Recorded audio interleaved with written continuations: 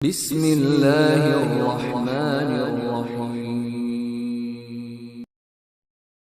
میں رسول اللہ صلی اللہ علیہ وآلہ وسلم پر گواہی دیتا ہوں۔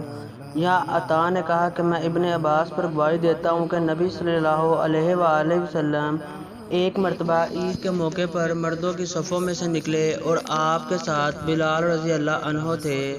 آپ کی خیال ہوا کہ عورتوں کو خطبہ اچھی طرح نہیں سنائی دیا تو آپ نے انہیں علیحدہ نصیحت فرمائی اور صدقے کا حکم دیا۔